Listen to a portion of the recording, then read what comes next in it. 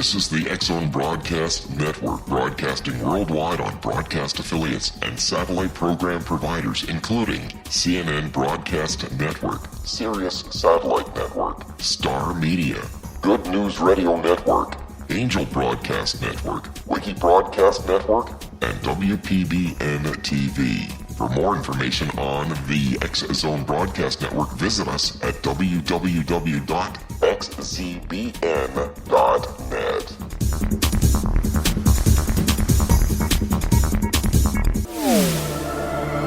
The X-Zone Radio Show with Rob McConnell is largely an opinion talk show. All opinions, comments, or statements of fact expressed by Rob McConnell's guests are strictly their own and are not to be construed as those of the X-Zone Radio Show or endorsed in any manner by Rob McConnell, REL-MAR McConnell Media Company, the X-Zone Broadcast Network, its affiliated networks, stations, employees, or advertisers.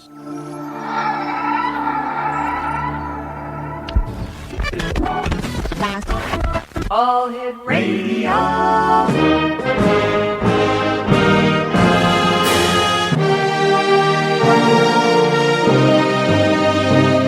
Welcome to the X-Zone, a place where fact is fiction and fiction is reality. Now, here's your host, Rob McConnell.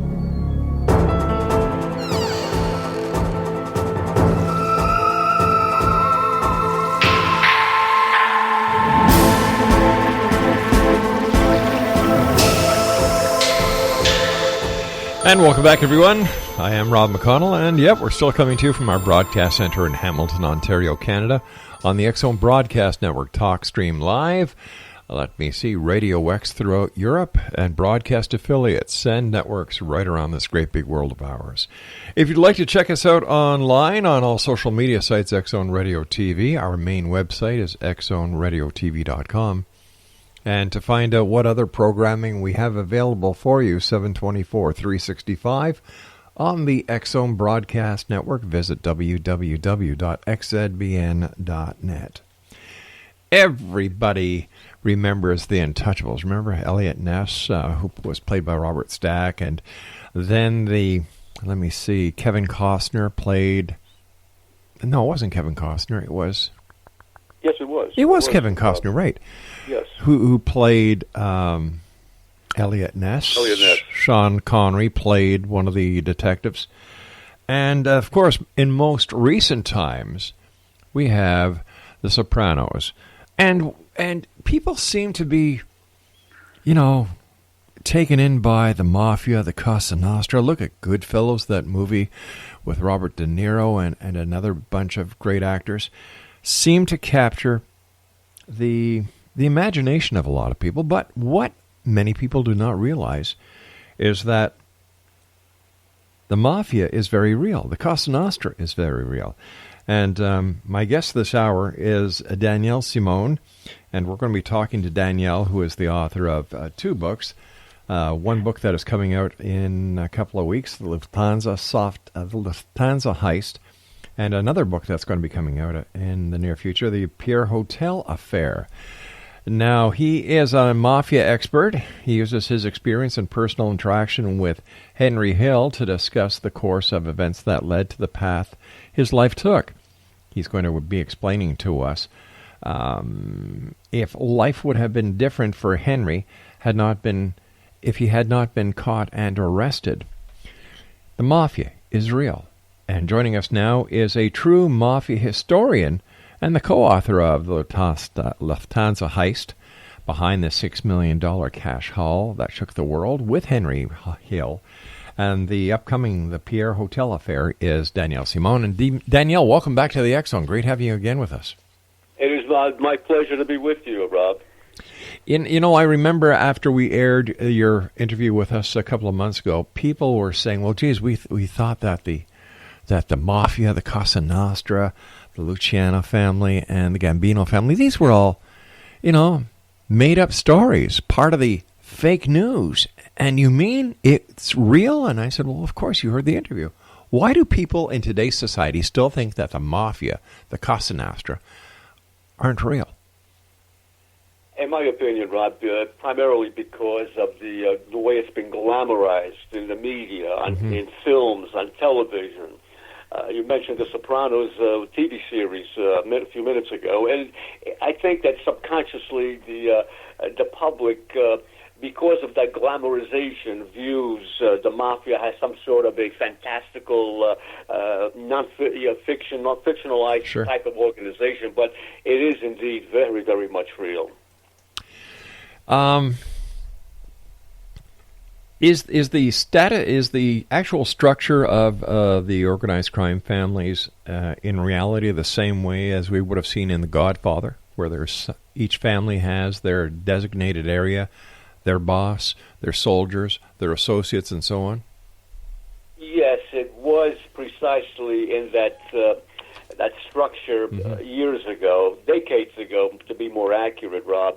But as of recent, over the past 20 to 25 years, the organization, the mafia organization, as a huge, powerful entity that it was, is no longer. It's been fractured. It's been decapitated, and the remnants, members, have no guidance, no leadership, and are not really the loyal types that the mafia once enjoyed having as members. All right, Danielle, please stand by. Great talking to you again. Exonation, Danielle Simone is our special guest. www.danielsimone.net. That's DanielSimone.net. We're talking about the Mafia this hour here in the X Zone, and we'll be back on the other side of this break as we continue from our broadcast center in Hamilton, Ontario, Canada. My name is Rob McConnell. Don't go away.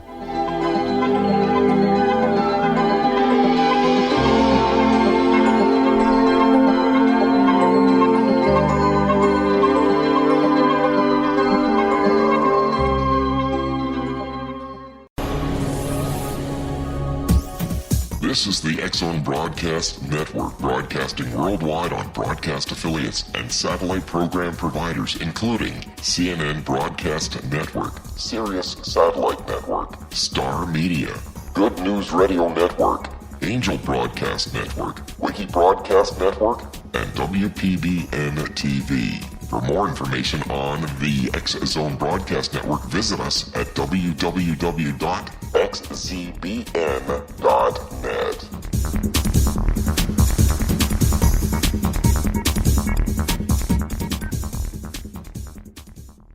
How would you like to be able to read other people's minds? Well, the next best thing is here. When you know how to read a person's name, you know how the person thinks, feels, and behaves.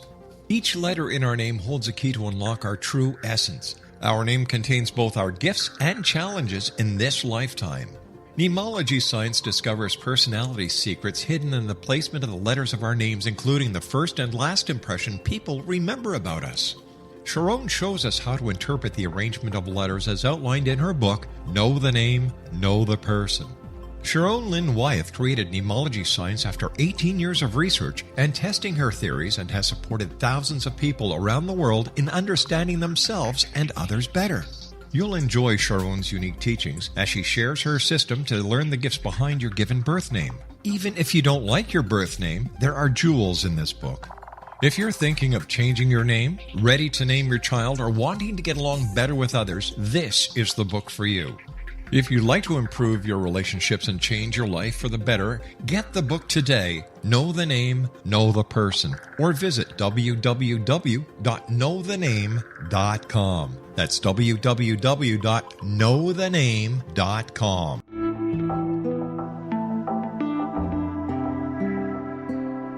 Take a step back in time and discover old Florida cuisine at Marsh Landing Restaurant in Fellsmere, Florida. Enjoy delicacies such as frog legs, gator tail, catfish, and swamp cabbage, or enjoy the more traditional cuisine such as hand-cut Angus steaks, ribs, and seafood. Join us for breakfast with a southern flair featuring sweet potato pancakes, biscuits and gravy, and much more. Planning a party? Marsh Landing's private dining rooms can accommodate groups from 8 to 80 people.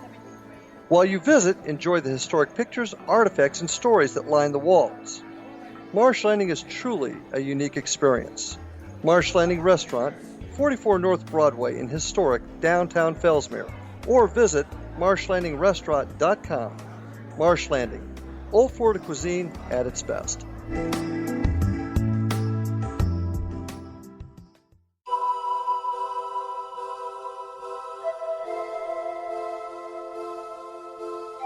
If you're a seeker, don't miss the inspiring book Shamanic Awakening, Between the Dark and the Daylight. This remarkable work chronicles shamanic counselor and indigenously trained dream decoder Sandra Cochran's 35 years of experience with diverse wisdom keepers throughout the Americas. Sandy's initiations across the British Isles, Turkey, Greece, and Egypt, combined with her knowledge of symbology, psychology, and myth, influence her dream blog and workshops. Sandy offers private readings, sacred international journeys, a meditative CD, and her book, Shamanic Awakening, to encourage you as you navigate your earth walk and create a deeper connection to yourself. Find this and more at her website, starwalkervisions.com.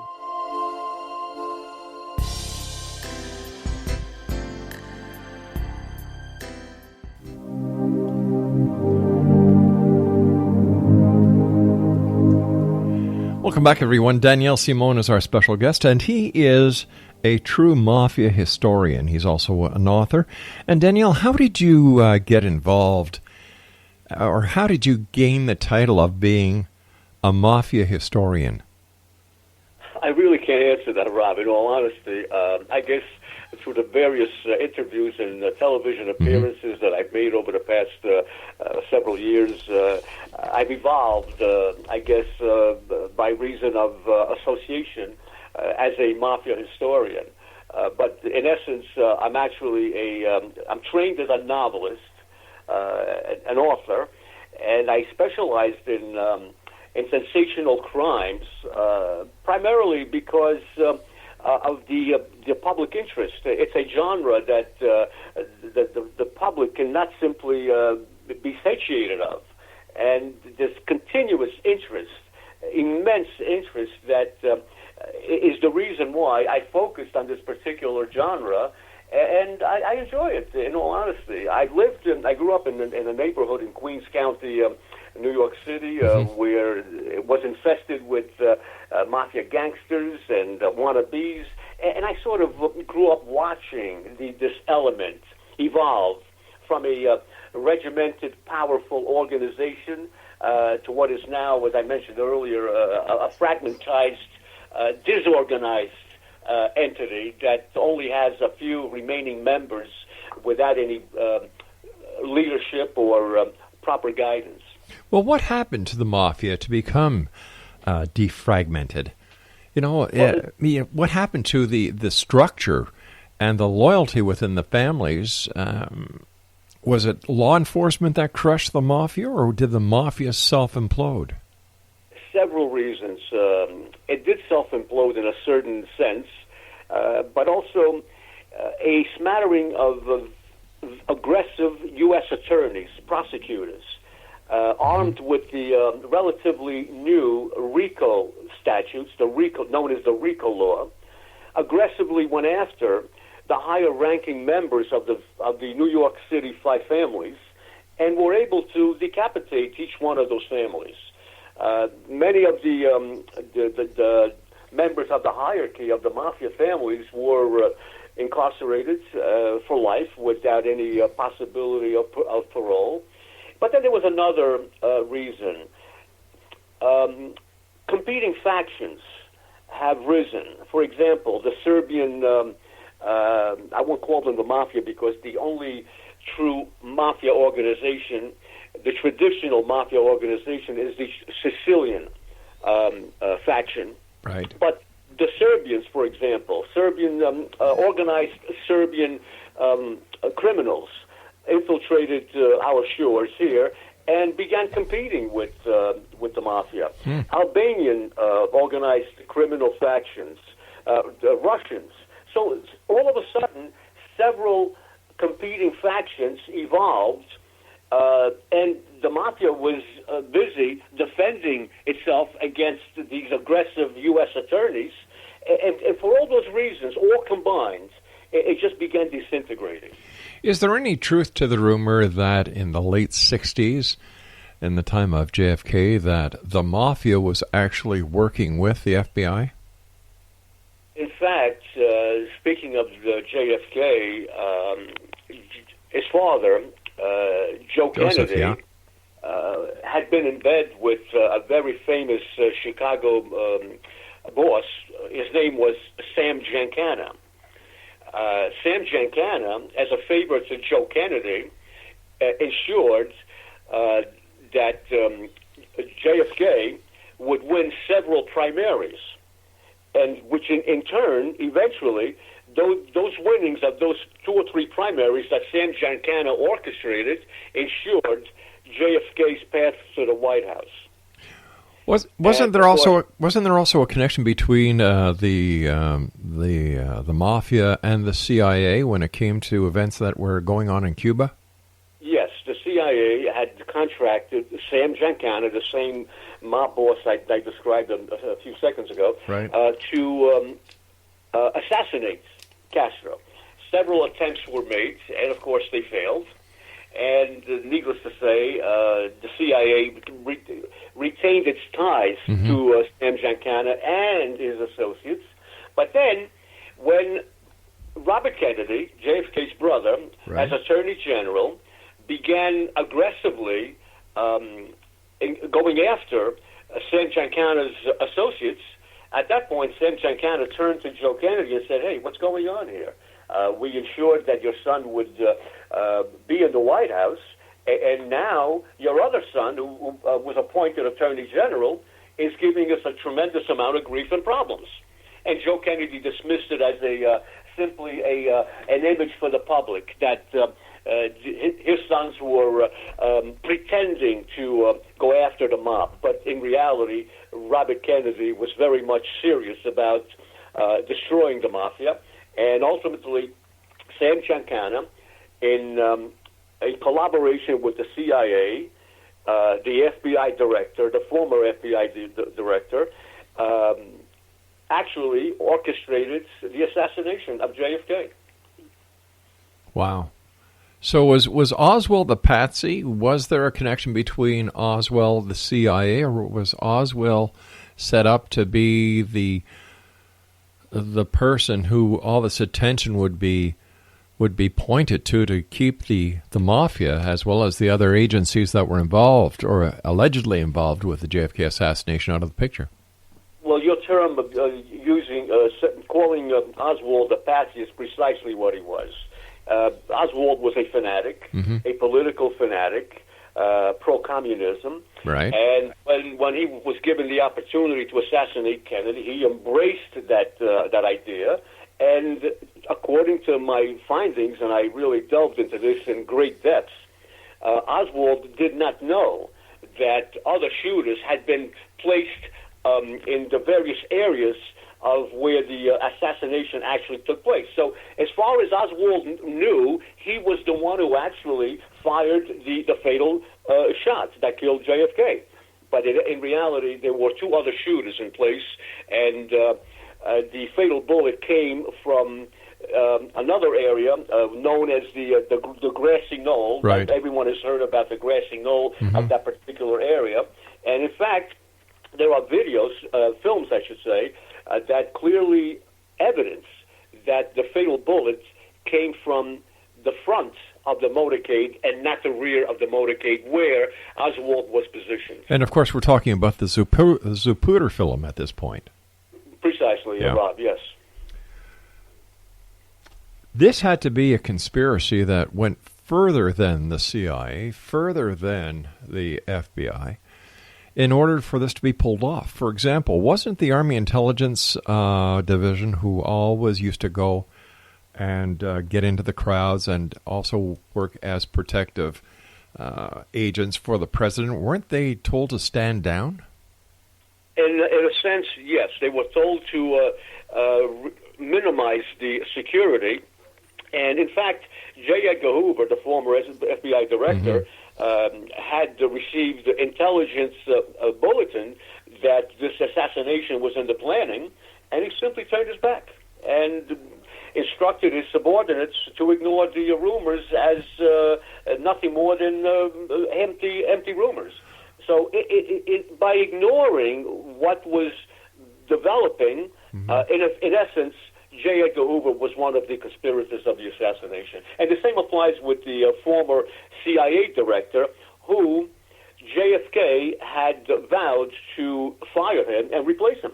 Well, didn't JFK also want to dismantle the CIA? Yes, he did. But before taking that drastic measure, his first move was to replace the then current CIA director. With the director of the FBI being involved, the CIA being involved, would it be fair to say that President Johnson was also complicit into the conspiracy and the assassination of JFK? There is no evidence, Rob, that President Johnson was complicit, but he was certainly glad that it happened. Yeah. Because there was no love between Lyndon Johnson and JFK, or even worse, between Lyndon Johnson and Robert Kennedy. Do you think? So do you think that these type of events are still happening today, or with the implosion of the mafia and the disassociation with the different agencies, that something like the JFK assassination, with all the central players being very high in government as well as very high within the mafia, could that happen again?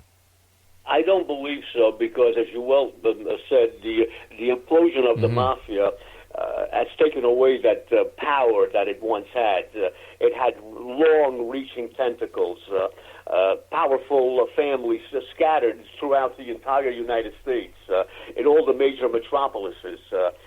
So today, that type of conspiracy, that type of act could never actually be carried out.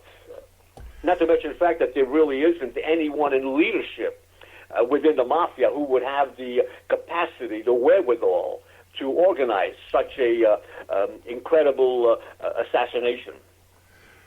Is it possible that there is a mafia as we used to know it, but it's gone underground and it's working in nefarious ways where it can't be seen or can't be tracked by law enforcement? I don't believe so. There is no evidence of that. Again, the few remaining remnants are on their last breath, like an extinct animal that is about to expire. So, no, I would not surmise that there is still an active organization with any sort of leadership or power. Would we find the organization in Sicily still, in certain parts of Italy and Europe, or has this imploded right around the world? In Sicily, it very much still exists. Yes, as a matter of fact, just about 2 months ago, there was a raid in Palermo, Sicily, where 6 or 7 top-ranked lieutenants were arrested and are currently under prosecution. But yes, to answer your question directly, indeed, it's still very much alive and powerful in Sicily. If it's still alive in Sicily, and the mafia organization within the United States originally came from Sicily, is it possible then in the future that the mafia and the Cosa Nostra may decide to try and rebuild itself, try to reestablish itself in the United States? I wouldn't think so, for the simple reason that those who are in power within those mafia organizations nestled in Sicily are fully aware and fully comprehend that the American law enforcement system is now too sophisticated and too well technologically equipped for them to carry on without prosecution, or ultimately without being again decapitated by the American FBI. All right, stand by, Danielle. You and I have to take our break. We'll be back in a couple of minutes after the news. Exonation. Danielle Simone is our special guest, and he is a true mafia historian. He's also the author of the Lufthansa Heist and the Pierre Hotel Affair, and we're going to be talking about these books on the other side of the news when we come back. This is the X Zone. I am Rob McConnell, and for more information about Danielle, visit his website, daniellesimone.net.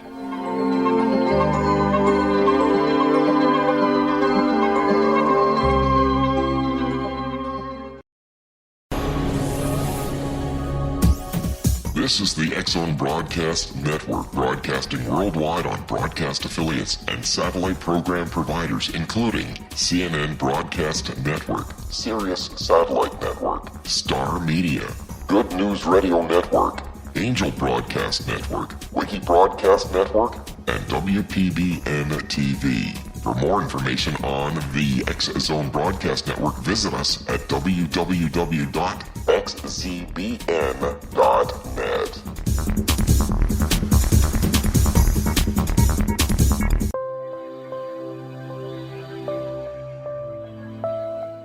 There's a legend shared by many indigenous cultures of a time when the nations were cast to the four corners of the world.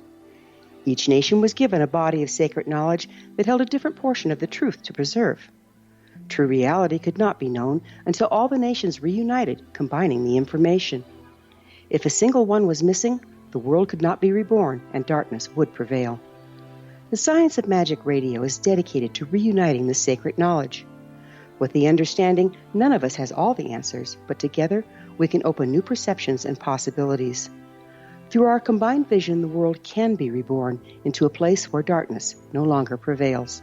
Join me, Gwilda Wiyaka, and the Science of Magic daily on the X Zone Broadcast Network, xzbn.net, or visit us at thescienceofmagic.net.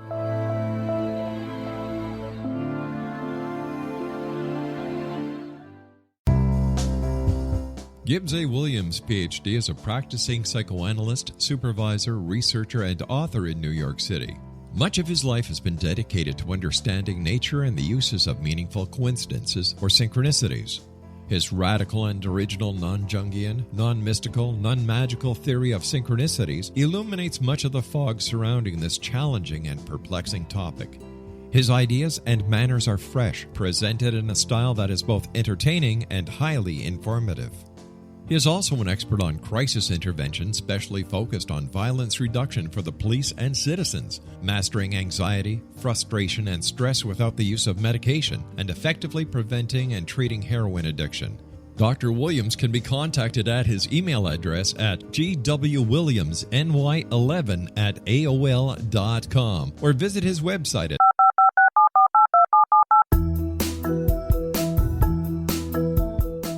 Did you know that when you're on the road with limited data or Wi-Fi, you can still listen to the X Zone Radio Show with Rob McConnell, The Science of Magic with Gwilda Wiyaka, X-1, Dimension X, Space Patrol, and every minute of the X Zone Broadcast Network by calling 213-401-0080, courtesy of Audio Now.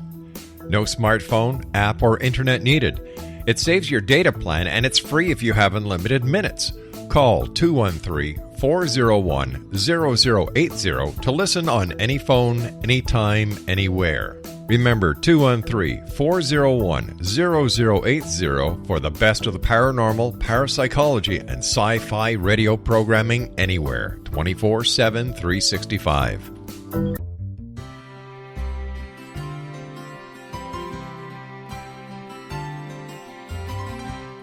True healing must address 4 levels: physical, emotional, mental, and spiritual, for us to live joyful and productive lives. We tend to treat 3 of the 4, leaving the spiritual languishing. If you're tired of the same dysfunctional patterns cropping up in your life, Soul Balancing is for you. Trixie Phelps, owner and founder of Soul Balancing, is a naturally gifted energy healer trained in numerous esoteric forms, including shamanism. Trixie has created a powerful modality that safely and effectively clears your energetic field. A soul balancing session can remove interference, heal trauma, and restore your hope. Contact Trixie for a life-changing long-distance session today. www.soulbalancing.world.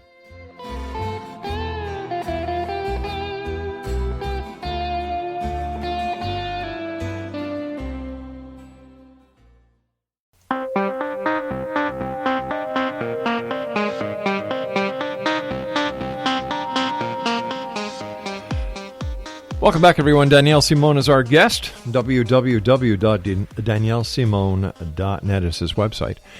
And before we get on to your books that I'm very interested in talking about, because once again, you know, the movie The Goodfellows certainly had the Lufthansa heist in it. How or why was the Mafia formed in Sicily? Well, originally it was formed in order to feed some of the families whose husbands were not capable of providing a livelihood and raise their children. And so a group of the more sophisticated, the more audacious men of that region organized into an association, so to speak, an amalgamation, not originally intended to have been a criminal enterprise, and it slowly evolved into that when they were forced to fight the Mussolini regime, who did not want any organized amalgamations that could possibly become labor unions. And in fighting or disputing Mussolini's practices or policies, they slowly resorted to crime. And before you knew it, it evolved into, rather than being a benevolent association to help the needy, the poor, they became a huge criminal enterprise. Wow. Do you think that the Mafia had anything to do with the disappearance of Jimmy Hoffa? Very much so, absolutely. The Mafia definitely organized and carried out the murder and disappearance of Jimmy Hoffa. And again, there's a slew of evidence that points to that, which the authorities, for whatever reason, chose to ignore. I guess the Mafia did some cleaning up for the authorities even then. Yes, they did. Gotcha. Indeed, it was not uncommon for the CIA or the FBI to collaborate with the Mafia and have the Mafia do the dirty work that the government did not want to physically partake. But why would the Mafia want to turn against Cuba when Havana was, basically built by the Mafia? Well, that's an interesting topic, which I can clearly explain. Yes, the former dictator, prior to Castro, whose name escapes me right now. Was it Batista? Batista? Batista, yes. Batista was actually in partnership with Sam Giancana and some of Sam Giancana's associates, Johnny Rosselli being one of them. Johnny Rosselli controlled New Orleans. Right. As Sam Giancana controlled Chicago. And, of course, they were in partnership in hotel, casinos, condominium complexes, beach resorts in Cuba. And when Castro became a viable potential insurgent who could possibly overthrow Batista, naturally the CIA was involved in protecting Batista, and JFK had pledged that he would assist in what was known as the Bay of Pigs operation. The Bay of Pigs operation was intended to stop Castro from overthrowing Batista. The last minute, on the very last minute, on the 11th hour, JFK withdrew his support for the Bay of Pigs invasion, and all the individuals involved in the assault on Castro wound up, dying, and the operation was foiled. And for that reason, that was the last straw that ultimately broke Giancana's back, because as soon as Castro took over, he confiscated all of the American businesses that were jointly owned by the previous dictator Batista and Sam Giancana and his associates. And finally, they decided to teach JFK a lesson, and that was the ultimate motive for the assassination. Let me throw this out to you, and I'm just listening to you and trying to put the missing pieces to history. Is it possible then that the mafia also had something to do with the Cuban Missile Crisis and the turning back of the Russians.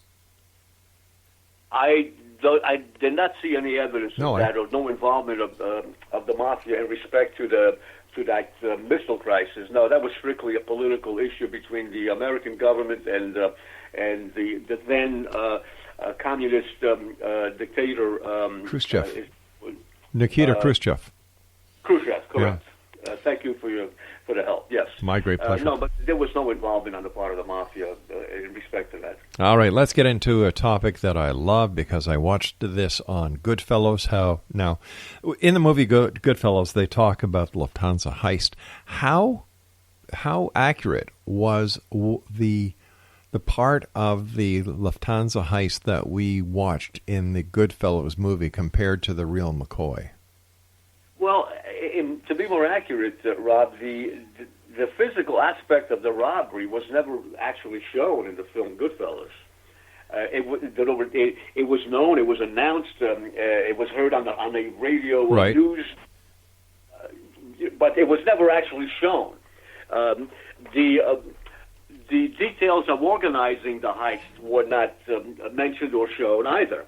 And then, of course, after the presumed robbery, they have a Christmas party, as you may recall, and that's when everyone turned up in fur coats and new Cadillacs, and that is when the character played by Robert De Niro became very angry because he wanted all of his cohorts to maintain a low profile, and then killings started to appear left and right without really explaining why and who was being killed. So the movie, as brilliant as it was, and it's so entertaining that I still watch it every time it's broadcast on television, but it was only a blurring snapshots of what actually happened, rather than demonstrating in details how the robbery had been organized, how it was carried out, and why 13 people were murdered after the robbery. Can you give us a bit of insight? Well, sure. Okay. The FBI, well, not the FBI, to be more accurate, the New York City Police Department immediately knew precisely who was involved. But they had no evidence. They had no proof. Jimmy Burke knew that the New York City Police Department detectives were aware that he had masterminded the robbery and were also aware who actually physically carried out the heist. And Jimmy Burke naturally decided to eliminate anyone who was remotely connected to the crime to ensure that no one would be in a position to testify against him. And there was another reason why Jimmy Burke did this spree of murders. When it was made known that the total haul amounted to nearly $6 million, naturally his partners demanded a greater share. And that was the second reason why Jimmy Burke made a wise business decision to eliminate all of them and keep most of the money to himself, which he did. So where did they get the information about this vast amount of money that was coming into New York that was basically untraceable? This was money that, American Express had contracted Lufthansa to transport U.S. dollars from Europe that American tourists would purchase, with which American tourists would purchase what was known then as traveler's checks. You may or may not recall. So that when you traveled abroad, you could go into an American Express office anywhere in Europe and purchase traveler's checks that were widely accepted throughout the continent. And Lufthansa had been contracted by American Express to transport all those U.S. dollars back from Europe. And that's how it actually began. And, of course, when immediately after the robbery, the Lufthansa administrators were not quite certain as to how much of this cash was missing. So immediately they announced publicly that the missing loot was approximately $1.5 million to $2 million. So Jimmy Burke, played by Robert De Niro in Goodfellas, took advantage of this and confirmed to his cohorts that yes, the haul amounted to approximately $2 million, and he divided that $2 million amongst his group. But then later, within several days, when the Lufthansa bookkeepers took a more accurate count of the money that had been stolen, Lufthansa announced that it was not $2 million that we lost, it was actually closer to $6 million. So now at this point, Jimmy Burke's associates were demanding a greater share. And that was the final reason that pushed Burke into deciding to eliminate everyone. And, of course, also to ensure that no one would be left with sour grapes who could possibly testify against them. So they actually got away with the crime of the century. He did get away with it. Yeah. Indeed, he did, yes. Whatever happened to him? For other reasons, that other crimes that he committed jointly with Henry Hill, and of course we all know that Henry Hill became an informant and testified against him in respect to those other crimes that the two of them had conspired in, and Jimmy Burke went to prison for those crimes that were unrelated to the Lufthansa robbery. X-Zone Nation, Danielle Simone is our special guest. We're talking about his book right now, The Lufthansa Heist. Now, when is it going to be available for sale so our listeners can mark it on their calendar to make sure that they buy a copy, Danielle? The Lufthansa Heist was available as of August of 2005, and the softcover was, in fact, published approximately 3 months ago. So at present, only the softcover is available. Is it available online at Amazon.com or through your website? Yes, it is. It's available on Amazon.com, and of course, I'd like to announce also that the book has been optioned by a Hollywood production company to be adapted to a full feature film for theaters, and we're hopeful that that will materialize eventually. Hey, congratulations! Thank you. You and I have to take a short break, Danielle. When we come back, let's talk about your other book that is making I'm sure he's going to make a splash. The Pierre Hotel Affair. X-Zone Nation, Danielle Simone is our special guest. And if you'd like to find out more about Danielle, visit his website at www.daniellesimone.net. That's www.daniellesimone.net. The name of the book that we were talking about this segment, Lufthansa Heist, and is available online on his website, Amazon.com. In soft cover. Wow. Next, we're going to be talking about the Pierre Hotel Affair with Danielle Simone. I would like to mention, if it's okay with you. Sure, we've got about 30 seconds. We're offering something unprecedented. We're offering an authentic autographed copy of the actual manuscripts that ultimately was produced into the book. Wow. Well, let's tell our listeners how they can get a copy. Get that when we come back from this break. Certainly. All right, Danielle and I will return as the X-Zone continues from our broadcast center in Hamilton, Ontario, Canada. Don't go away.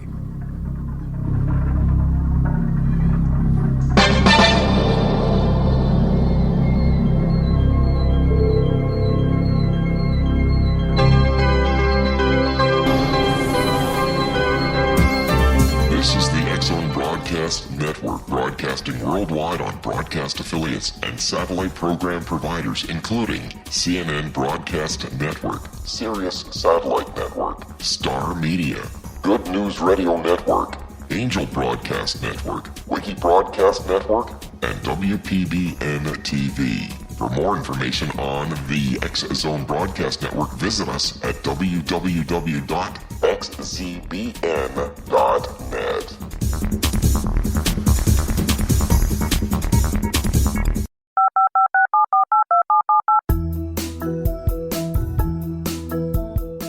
Did you know that when you're on the road with limited data or Wi-Fi, you can still listen to the X-Zone Radio Show with Rob McConnell, The Science of Magic with Gwilda Wiyaka, X-1, Dimension X, Space Patrol, and every minute of the X-Zone Broadcast Network by calling 213-401-0080, courtesy of Audio Now.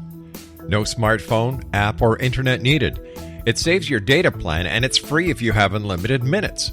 Call 213-401-0080 to listen on any phone, anytime, anywhere. Remember 213-401-0080 for the best of the paranormal, parapsychology, and sci-fi radio programming anywhere, 24/7, 365.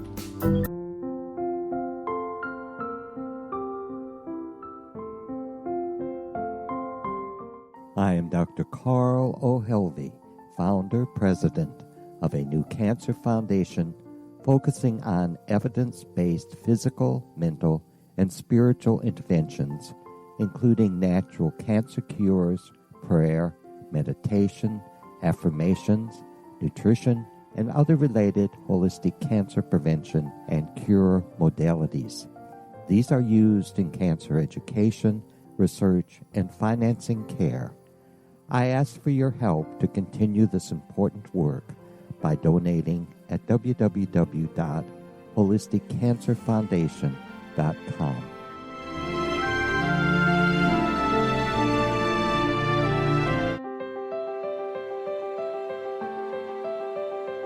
Wouldn't you love to know the secret to everything? I'm Dr. Kimberly McGeorge, and on The Secret to Everything, we will merge the practical with open investigation into all realms of the mysterious. We will talk to cutting-edge alternative health practitioners, those who inspire and motivate you in business and life, and of course, we will share stories of the paranormal, conspiracy, and cryptozoology. You will transform because of the frequency I carry, the frequencies my guests carry. Life may never be the same after you listen to this program, for the secret to everything is for you, the listener, for those who desire more in every area of their lives and believe that it can still be found. Listen and discover thesecrettoeverything.com.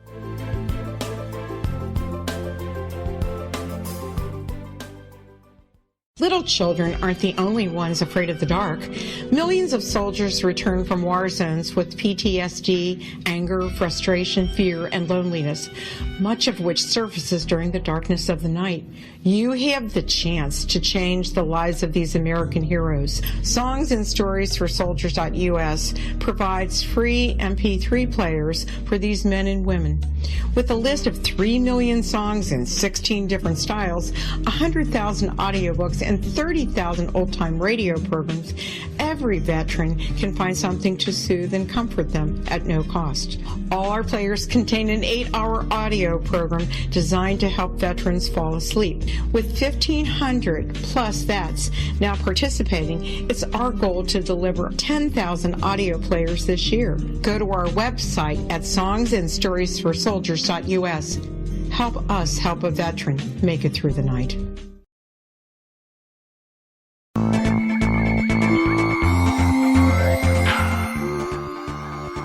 Welcome back, everyone. Danielle Simone is our guest, www.daniellesimone.net. Now, tell us about the manuscript, the autographed manuscripts that you also have available.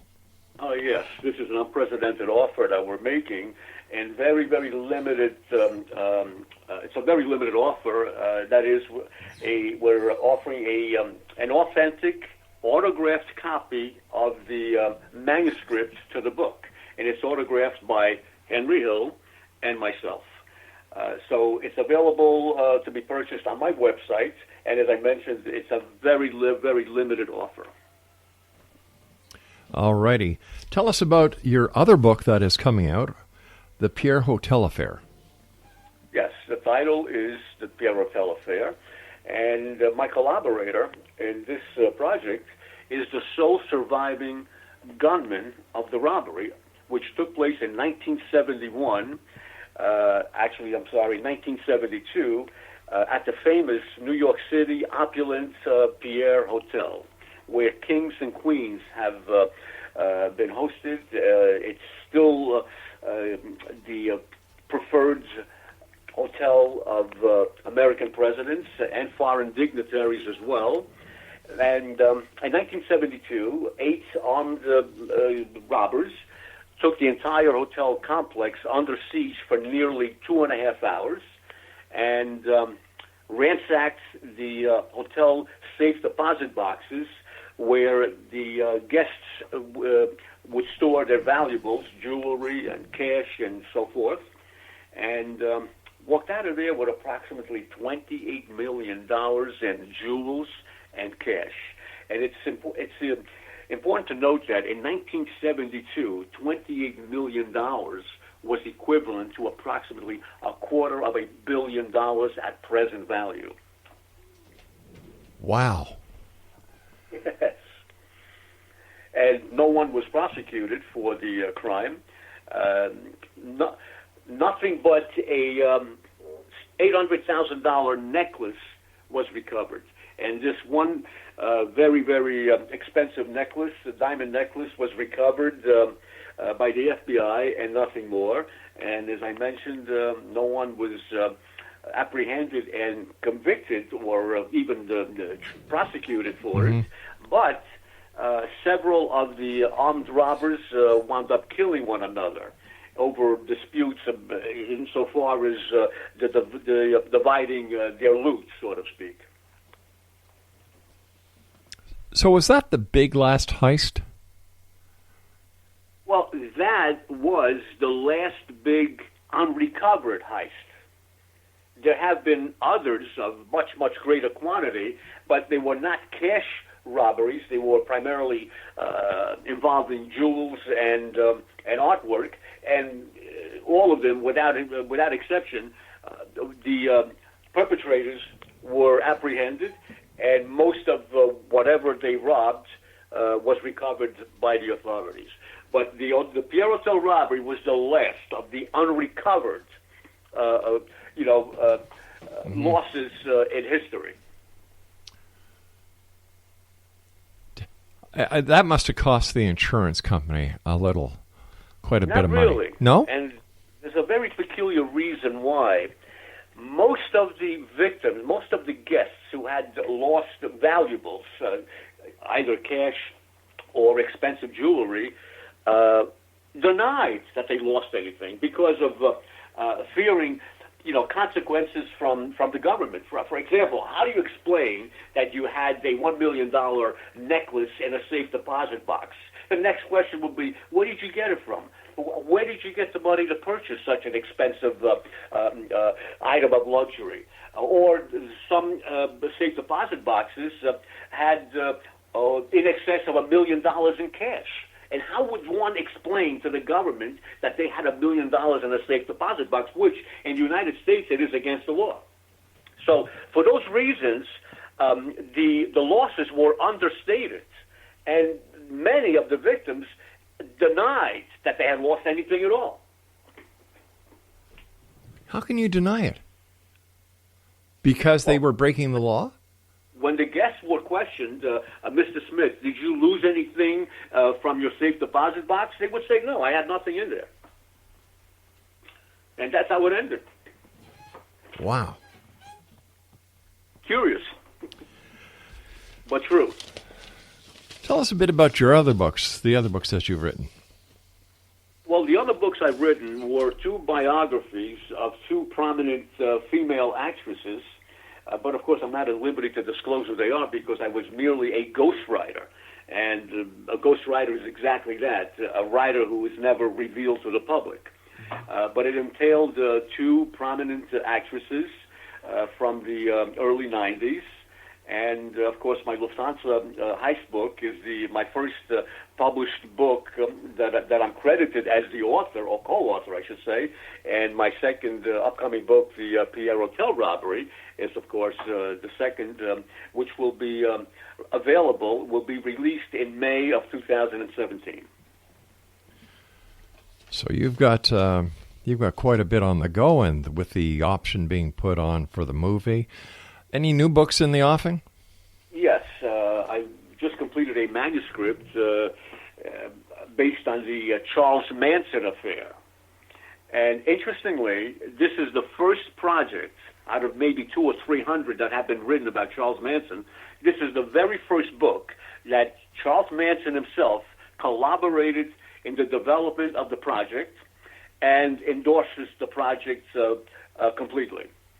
And I've had hours and hours of taped conversations with him that were very enlightening, and he was very helpful in helping me develop a new version of the Charles Manson affair, so to speak, a new revelation that has never before been publicized.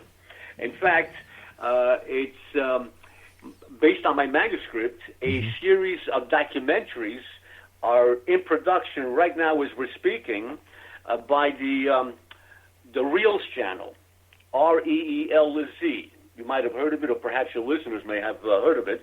And these series of documentaries based on my manuscript will be broadcast, or at least will begin to be broadcast, in the early fall of this year. Why do you think people are still attracted to these type of films, these type of TV shows? I really don't know, and Charles Manson could not answer that question either. He cannot understand why the world has had such a fascination over his alleged crimes that to date remain in suspense as to whether he really had any involvement or not. But if you were to pose that same question to Charles Manson, he would say, I really don't know why the entire world has been so fascinated and so attracted and magnetized by the Charles Manson saga. Is it possible that the reason is because he got away with murder? Well, he didn't get away with it because he's in prison. Yeah, he's in prison, but he wasn't executed. He wasn't executed, but for the simple coincidence that a year after he had been convicted, while waiting on death row, the state of California abolished the death penalty, and his death sentence was commuted to life imprisonment. And, of course, he will most probably die in prison. What a waste of the taxpayers' money. Indeed it is, yes. And, of course, the actual killers who executed the physical aspect of the murders are also imprisoned, and there is very little doubt that they will ever be paroled. One of them, Susan Atkins, the most savage, brutal of the four killers, died of cancer about 2.5 years ago.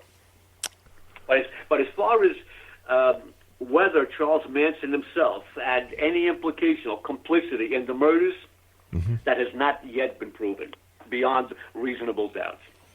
But wasn't he the leader, the cult leader? He was a cult leader, but his intentions, according to him and according to the evidence that has been presented, his intentions were to guide a group of misguided young people, and nothing more. His intentions were not to be murderous or to go on a killing spree or to incite anyone to carry out a killing spree. And as matters stand to date, there is absolutely no material or even circumstantial evidence that will prove beyond a reasonable doubt that he, in fact, did motivate those four killers to kill the 5 or 6 people who were involved in that murder, that series of murders. Is he crazy? Is he mentally deranged? Is he mentally disturbed? On some occasions, on some conversations I had with him, he would be somewhat incoherent. He would drift off from one topic to another incoherently. On other occasions, he was quite philosophical and quite on point. Is he crazy? I'll say that, and my opinion is not a qualified opinion, I'll say that he's probably a sociopath at the very least. But he never had his record, his arrest record, which entails approximately 38 arrests, were never involved any violence. All of his arrests entailed petty thievery, petty crimes, prostitution, car theft, but never, without exception, was he arrested for any related act of violence. Is it possible that he may have? Is it possible that he may have done it, but was never caught? But that's a possibility. But there is no evidence of it. Hey, listen, you and I have to say so long for tonight, Danielle. Thanks so much for joining with us. Continued success, and I look forward to the next time you join us back here in the X Zone. I would be delighted to be with you again. Take care, my friend. Exonation, Danielle Simone has been our guest, www.daniellesimone.net. I'll be back on the other side of this break, here in the X Zone from our broadcast station, our broadcast center, I should say, in Hamilton, Ontario, Canada.